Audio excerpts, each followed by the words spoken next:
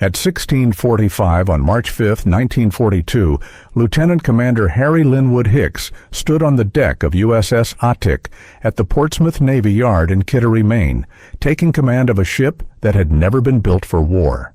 Hicks was a career naval officer from South Carolina, a 1928 graduate of the Naval Academy. By 1942, he had served on destroyers and cruisers. He knew gunnery and he knew tactics.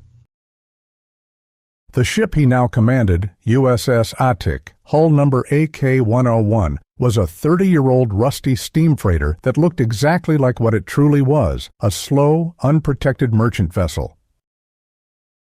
But USS Atik carried weapons powerful enough to sink a German U-boat, 4 4-inch naval guns hidden behind collapsible false bulkheads, 8 machine guns concealed inside dummy deckhouses, and 6 depth-charge projectors disguised as cargo gear.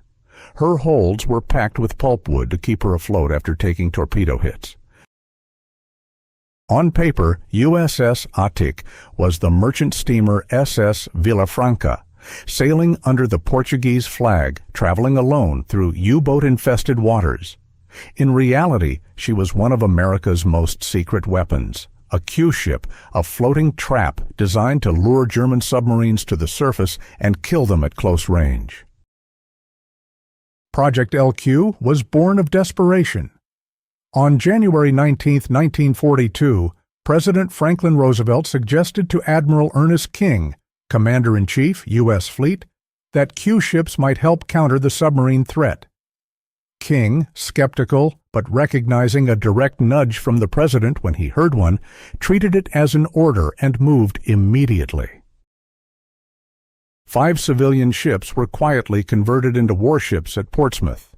No press releases, no entries in the normal Navy files.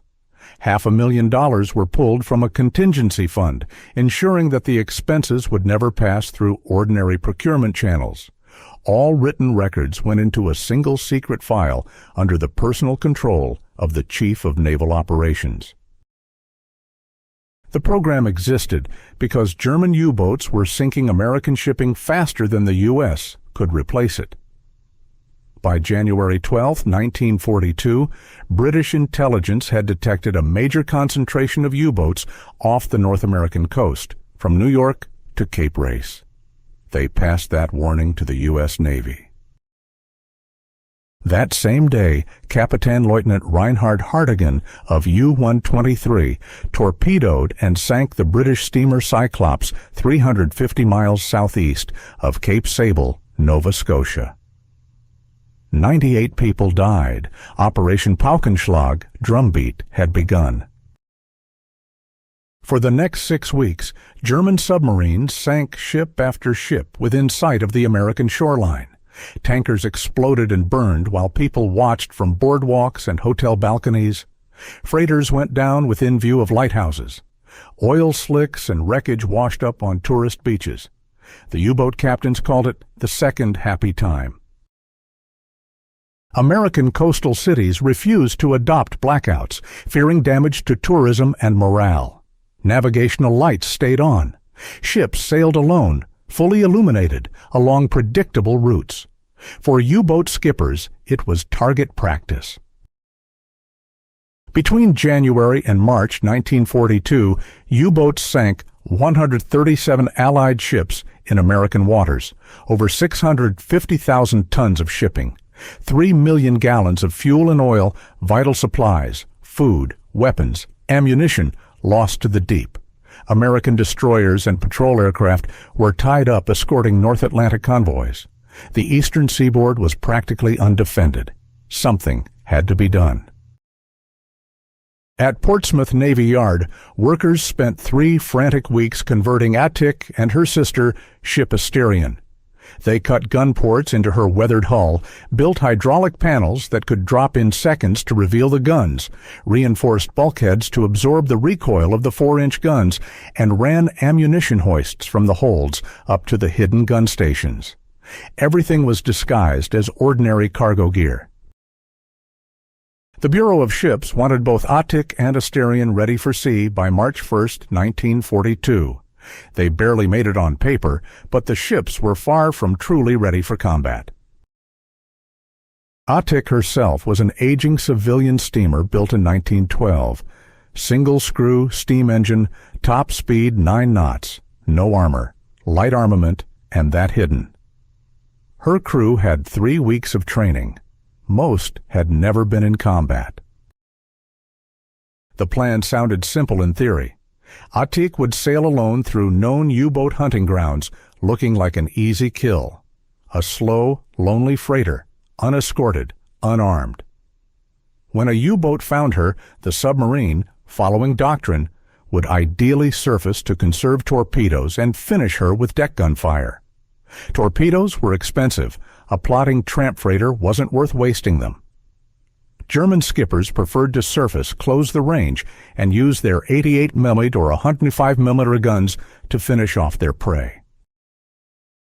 At that moment, Atik was supposed to drop her false panels, swing out her guns, and open fire at point-blank range. Supporting destroyers, stationed nearby, would move in to finish off the damaged submarine. That was the theory. The first Q ship lost to the project wasn't Atik, but a fishing trawler named Eagle. She went on patrol in February 1942 under Lieutenant Commander Leonard Roscoe. The Navy had acquired the Boston beam trawler MS Wave and briefly designated her as Auxiliary Minesweeper USS Eagle, AM-132, before reclassifying her as USS Captor, PYC-40, for Q ship duty. Eagle was the smallest of the 5 at around 300 tons. Her tiny size was supposed to be an advantage. U-boats might see her as too insignificant to waste a torpedo on and surface instead, perfect for a trap. It didn't work. Eagle patrolled off New England for 2 weeks in February. She saw no U-boats, made no contacts, came back to port with engine trouble. In March, the Navy sent her out again. Same result, no submarines. Mechanical problems plagued the aging hull. By April, the Navy quietly gave up on using Eagle as a Q ship. She was reassigned to low-profile patrol work for the rest of the war. The second serious attempt was USS Asterion, Atik's near-identical sister. Commander George Walter Legwin took command. Asterion was almost the same ship, built in 1912, same hidden armament, same pulpwood cargo. She commissioned on February 27, 1942, just a week before Atik. On March 23, Asterion and Atik sailed from Portsmouth together. What was meant to be a shakedown cruise turned almost immediately into active combat patrol. Their orders were to separate at sea so that after 5 days, one would be roughly 480 miles south of the other. On paper, this spacing maximized coverage of coastal shipping lanes while preserving mutual support. In reality, 480 miles was far too distant for any effective help. If one ship got into trouble, the other would be many hours away at best, long after any fight was decided. On the night of March 26, Asterion was about 240 miles south of Atik's position. Around 20:45 Eastern Wartime, Asterion's radio man picked up weak distress signals. SOS, ship torpedoed. The signal was broken, intermittent, hard to copy. Legwin immediately altered course toward the probable source of the transmission, but the position was uncertain. The signal faded in and out. Asterion steamed north all night, searching. At first light on March 27th, lookouts scanned the horizon. Nothing. No ships, no survivors, no wreckage, no submarine. Just empty ocean. Throughout the day, Asterion crisscrossed the estimated area of the distress call. At 14 Dio, they began to find debris, small pieces of wood, cork floats, an empty life jacket, oil patches. The wreckage was scattered over several square miles. There was no way to know which ship it came from. It might have been any one of dozens sunk in the previous weeks. Asterion searched until dark. They found nothing more. Legwin faced a decision: continue searching or resume his patrol. He chose to resume the patrol. Asterion was there to hunt submarines, not conduct rescue operations. Others, he assumed, would handle that. Asterion returned to her assigned sector and remained on Q-ship duty for 4 more days. She never sighted a U-boat, not one. On March 31st, she was ordered back to port. The Navy was beginning to understand that Project LQ wasn't working. Back at Portsmouth, Legwin filed his patrol report. He noted the distress signal and the debris. Intelligence officers compared his account with other information. They concluded that the SOS had most likely come from USS Atik. Asterion had been the closest ship to Atik when she was attacked, but still far too far away to help. By the time she reached the approximate area, Atik had been gone for 12 hours. The wreckage Asterion had found might have been from Atik or from any number of recently sunk ships. There was no way to know. The third ship in Project LQ was USS Bighorn, a tanker converted from a civilian oiler. She went to sea in April 1942 under a senior captain. Bighorn spent 6 weeks on patrol, never contacted a single U-boat, and returned to port with nothing to report. The program was failing not because Q ships were inherently useless, but because the submarines had learned caution. German U-boat commanders had fought British Q ships in World War I. They knew the trick. They knew some merchant vessels were armed. By March 1942, German intelligence had warned all U-boat captains to be wary of suspicious-looking lone freighters sailing in convoy lanes. Lieutenant Commander Harry Linwood Hicks understood the odds. He had been briefed on the program. He knew that British Q ships had produced at best mixed results in the First World War. He knew Project LQ was experimental. He knew that 4 prior Q-ship patrols had not resulted in the destruction of a single U-boat. He knew Atik was slow, lightly armed, and vulnerable. But Hicks believed in the mission. Born in Kentucky, raised in a small town, he had joined the Navy in 1926. He worked his way up from enlisted man to officer before passing through officer candidate school. He had served on destroyers and cruisers. He knew guns. He knew tactics. For 3 weeks he drilled his crew, how to operate the hidden guns, how to drop the panels, how to aim under battle conditions, how to hold their fire and maintain the disguise until the last possible moment. USS Atik's crew totaled 141 men, officers, chiefs, gun crews, engine room teams, deckhands. Most were in their early 20s, some were teenagers, a few in their 30s. They came from all over America, farm towns, industrial cities, coastal communities.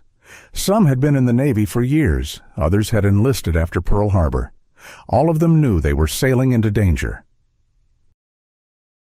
On March 23, 1942, Atik left Portsmouth Navy Yard at 13 CO. The weather was clear and cold, with a north wind. Atik looked like nothing more than an old tramp steamer, rust streaks along the hull, faded paint, no visible armament, no Navy markings. She flew no flag, just another merchant hull heading out to sea.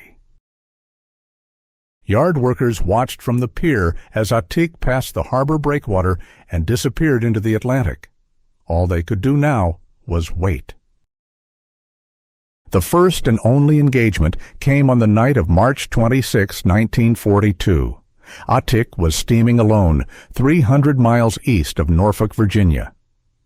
The sea was moderate, the sky overcast, visibility limited. At 17:00, a lookout aboard U-123 spotted smoke on the horizon. Captain Lieutenant Reinhard Hardegen was on his second patrol off the American coast. He had already sunk 9 ships on this cruise. His crew was experienced. They had been hunting for 3 weeks. They knew what to look for. Reinhard Hardegen was 29 years old in 1942, born March 18, 1913. He had originally trained as a naval aviator before injuries.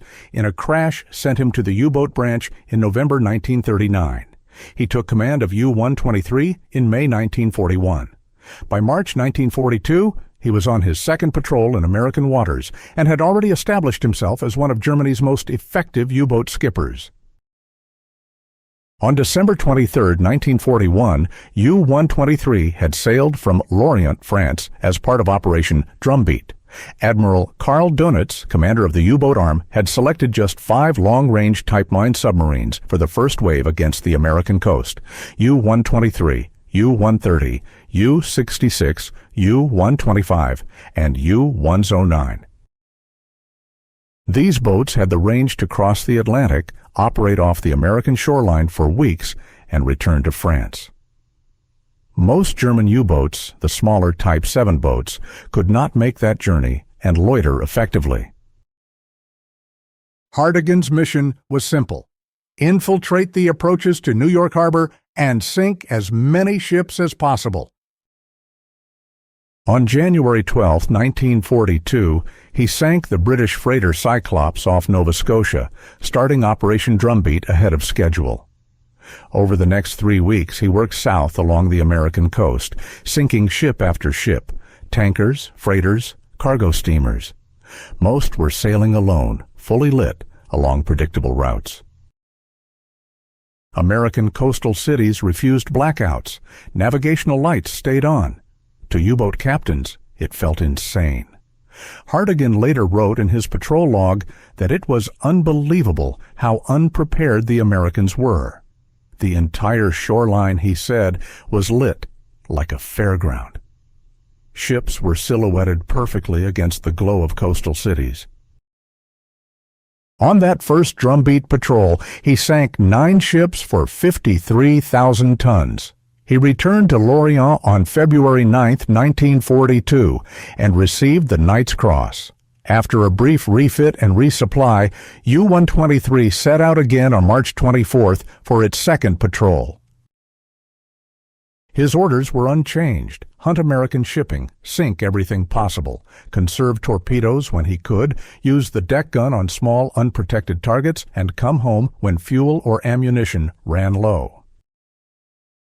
When U-123's lookout reported Atik on the evening of March 26th, Hardegen studied her through his binoculars. An old freighter, single funnel, slow speed, no escort, no visible armament. Exactly the kind of ship that didn't deserve a torpedo. He decided to shadow the target until conditions were ideal, then surface and attack with a single torpedo, or, if possible, finish her with the deck gun. Standard procedure: keep torpedoes for faster, more valuable ships. U-123 tailed Atik for hours, submerged, staying out of sight, watching, waiting. At 1937, Hardegen gave the order. U-123 surfaced and moved into firing position 700 yards off Atik's port side. He fired one G7E electric torpedo. It struck Atik on the port side, beneath the bridge. The explosion was massive. Flames burst from the cargo holds.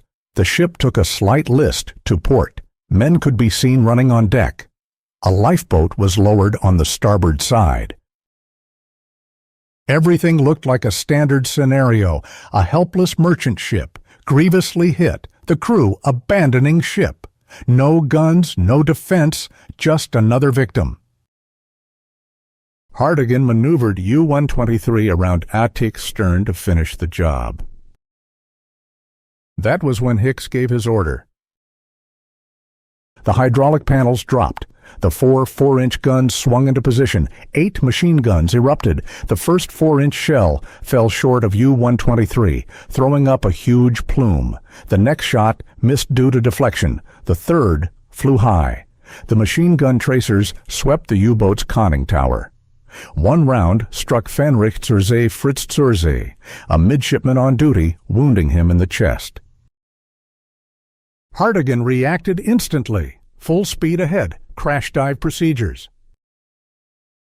Black smoke belched from the diesels as U-123 surged away from Atik. The gunners on Atik kept firing, but the submarine was presenting a narrow profile and accelerating fast. Their shells failed to hit. U-123 slipped under the surface before Atik could land a killing blow. Hardegen had been extraordinarily lucky. He had barely escaped destruction. Despite machine gun hits, his submarine was still battle-worthy, though one crewman was mortally wounded. He could still fight. U-123 maneuvered underwater, circling for another attack. At 21:29, Hardegen fired a second torpedo. This one struck Atik in the engine room, destroying the boilers. Steam and smoke burst from the hull. The propellers stopped. Atik was dead in the water, bow settling, stern lifting. Now the crew really was abandoning ship, boats in the water, men jumping overboard. Hardegen surfaced again at 03:27 to observe the scene. Atik was still afloat, stubbornly refusing to sink. The pulpwood cargo kept her buoyant despite the torpedo damage. At 22:50, some accounts differ on the exact minute, something inside Atik detonated. The ship exploded in a gigantic blast that lit up the night. Debris shot hundreds of feet into the air. When the light faded, USS Atik was gone. All that remained was wreckage and oil. All 141 men aboard were dead. The lifeboats had been launched, but a heavy storm blew in soon after the explosion. Any survivors of the blast would have been claimed by wind, waves, and cold. 10 minutes later, Hardegen held a sea burial for Fritz zur See. 1 German dead, 141 Americans dead. U-123 slipped away and continued its patrol. The first search aircraft arrived over Atik's last reported position at 08 Doors on March 27th, a U.S. Army Air Forces bomber from 1st Bomber Command. The pilot flew a grid search for 4 hours and saw nothing. No wreckage, no survivors, no oil slick. The storm had scattered everything across miles of ocean. Poor visibility and whitecaps made spotting debris almost impossible.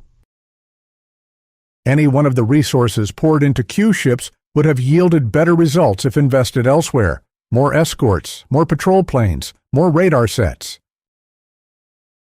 Lieutenant Commander Harry Linwood Hicks was never found. His body was never recovered. No member of his crew was saved. The explosion that destroyed USS Atik left nothing but fragments thrown over miles of sea. The Navy officially listed Hicks and his entire crew as killed in action on March 27, 1942. Their names are carved on memorial walls at various military cemeteries. Their names exist in stone, but they have no graves. They rest somewhere on the floor of the Atlantic, 300 miles east of Norfolk, Virginia. The exact position of the wreck is unknown. In 1990, historian Michael Gannon published Operation Drumbeat, a comprehensive history of the U-boat campaign off the American coast. Gannon spent years researching German and American archives. He interviewed Reinhard Hardegen in detail, studied U-123's patrol logs, and dissected the strategies used during Drumbeat. In his book, Gannon devoted considerable attention to USS Atik and Project LQ. He called it one of the most misguided initiatives of the war, a waste of ships and lives, a desperate response to a crisis that demanded better answers. Gannon estimated that the resources spent on Project LQ could have built 2 escort destroyers, ships that would have been far more effective at hunting U-boats. He noted that the 141 sailors lost on USS Atik were trained Navy personnel who could have served on other ships where they might have survived and made a meaningful contribution to the war effort. He concluded that Project LQ was a textbook example of how desperation can lead to bad decisions. The program existed because President Roosevelt wanted an immediate, visible response to the U-boat threat. Admiral King implemented it because he felt compelled to act. The Navy converted 5 ships because there was political pressure to do something to stop the submarines. But no one seriously asked whether Q ships would actually be effective in modern naval warfare. No one examined whether tactics that had barely worked in World War I could succeed against highly experienced U-boat commanders in 1942. No one fully weighed the risks against the possible rewards. The program was doomed from the start. USS Atik and her crew paid the price of that failure. The wreck of USS Atik has never been found. The ocean is deep where she went down. The currents are strong. Wrecks from World War II lie scattered all along the Atlantic seaboard. Fishing trawlers occasionally haul up corroded metal, but identifying its origin is nearly impossible. Atik could lie anywhere within a 100-square-mile area. She might be relatively intact or broken into scattered fragments. Her pulpwood cargo likely rotted away decades ago. Her guns may now be buried in silt. Her hull is probably covered in marine growth. No one knows. No one is looking. There are too many wrecks, too much ocean, and too few resources. USS Atik is simply one more casualty of a war that ended 80 years ago. This is what failure in war can look like. Not the result of cowardice or stupidity, but of desperation and poor judgment. Under pressure to act, leaders sometimes choose the wrong solution. When options are limited, they sometimes pick the least bad idea instead of waiting for better ones. When resources are scarce, they sometimes pour them into programs that can never succeed. Project LQ wasn't created by bad men. It was created by men under immense pressure, trying to save lives and stop an enemy that seemed to be winning. But desperation is not a strategy. Pressure is not wisdom. Quick action is not always the right action. USS Atik and her 141 sailors died because someone decided that decoy ships were the answer to the U-boat threat. They weren't. The real answers were convoys, air patrols, radar, sonar, escort destroyers, and time. Those solutions took longer to implement. They were less dramatic. They didn't make headlines, but they worked. By the end of 1943, the U-boat threat had been contained. By mid-1944, German submarines were being destroyed faster than Germany could build them. The Battle of the Atlantic was won, but USS Atik and her crew never lived to see that victory. They died in March 1942, 3 months after America entered the war, on a ship that never should have gone to sea in that role, fighting an enemy with tactics that never should have been used. What defeated the U-boats was not clever tricks or theatrical traps. What worked was the systematic application of technology, tactics, and resources. Escort convoys became standard by mid-1942. Every merchant ship crossing the Atlantic traveled in organized groups under the protection of destroyers, destroyer escorts, and corvettes. Those escorts carried sonar, depth charges, and increasingly effective radar. They operated as coordinated teams, sharing information and covering each other's blind spots. When a U-boat attacked a convoy, it faced immediate counterattacks from several ships. Air cover steadily pushed farther into the Atlantic as new long-range patrol planes came online. The consolidated B-24 Liberator, adapted for maritime patrol, could fly nearly 2,000 miles from base. These aircraft carried radar that could detect surfaced U-boats miles away. They carried depth charges and could attack before the submarine even saw them. The infamous air gap in mid-Atlantic, beyond the reach of land-based aircraft, shrunk month by month as new airfields opened in Greenland, Iceland, and the Azores. By late 1943, the gap had disappeared. Every convoy had air cover for its entire voyage. Escort carriers, small aircraft carriers built on merchant hulls, provided air cover even in mid-ocean. In a sense, they were what Q ships should have been. They looked like merchant ships. They sailed with convoys, but instead of trying to bait U-boats into a surface duel, they launched aircraft to hunt submarines from above. Escort carriers worked. They sank U-boats. They protected convoys. They were worth every dollar. Technology improved rapidly. Sonar became more precise. Depth charges more powerful. Ahead-throwing anti-submarine mortars like Hedgehog and Squid could fire patterns of charges in front of an attacking escort, dramatically increasing the odds of a hit. Radar advanced to the point where it could detect periscopes and even snorkels. Direction-finding gear could locate U-boats by their radio transmissions. Code breaking grew more sophisticated. By mid-1943, Allied intelligence regularly read German naval signals. Convoy routes were adjusted to avoid known U-boat concentrations. Hunter-killer groups were dispatched against submarines whose positions had been revealed through decrypted messages. Training improved dramatically. Crews of escort destroyers spent months in specialized schools learning anti-submarine tactics. They practiced attacks. They studied U-boat behavior. They learned to work in coordinated groups. By 1944, American and British escort crews were seasoned professionals. Industrial production crushed the U-boat campaign. American shipyards built Liberty ships faster than U-boats could sink them.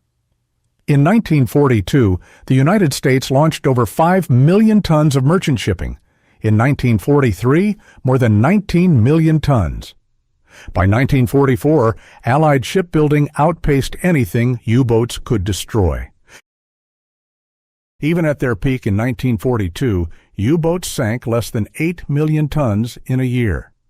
The math was unsustainable for Germany. Most importantly, the Allies never stopped adapting. When a tactic failed, they tried another. When one technology wasn't good enough, they built a better one. When training proved inadequate, they redesigned the training. When resources ran short, they built more resources. The Battle of the Atlantic was won through relentless, systematic improvement. Project LQ represented the opposite approach. It was a desperate gamble on an unproven concept. It relied on outdated World War I tactics. It burned resources that could have been used far more effectively. It sent men to sea in ships that were not truly ready for combat. And when it failed, the program was quietly dropped, without being widely studied for its real lessons. The right lesson wasn't that decoy ships can never work. The right lesson was that gimmicks don't win wars. Wars are won by consistent application of proven methods, by technology, training, resources, and determination. USS Atik taught that lesson at the cost of 141 lives. If you found this story meaningful, please take a moment to like this video and subscribe to our channel. We work hard to bring you forgotten stories of World War II, the missions the official histories skip, the ships and sailors who served and died without recognition. These stories matter because they remind us that war is not just about the victories we celebrate. War is also about the failures we learn from, the mistakes we acknowledge, and the lives lost in pursuit of solutions that didn't work. USS Atik represents a painful truth. Sometimes courage isn't enough. Sometimes resolve isn't enough. Sometimes even the best intentions end in tragedy. The 141 men who sailed on USS Atik were brave. They knew their mission was dangerous. They went anyway. They deserved better than to die on a ship that wasn't ready, following a plan that couldn't succeed in a program canceled just 3 months after their deaths. Their names are carved on memorial walls, but their story was classified for decades. Most Americans have never heard of USS Atik. Most historians barely mention Project LQ. The program was an embarrassment, a failure, something the Navy preferred to forget. But forgetting failures means risking their repetition. To remember USS Atik is to remember that wars are won not by desperate gambles, but by careful planning, proper equipment, realistic tactics, and the willingness to admit when something doesn't work. The United States won the Battle of the Atlantic because the Navy ultimately abandoned failed schemes like Project LQ and focused on the solutions that actually did work. That lesson cost 141 lives. We should not forget them. Thank you for watching, and please leave a comment below telling us where you're watching from. Our community includes history lovers from every corner of the world, and we're grateful for each of you.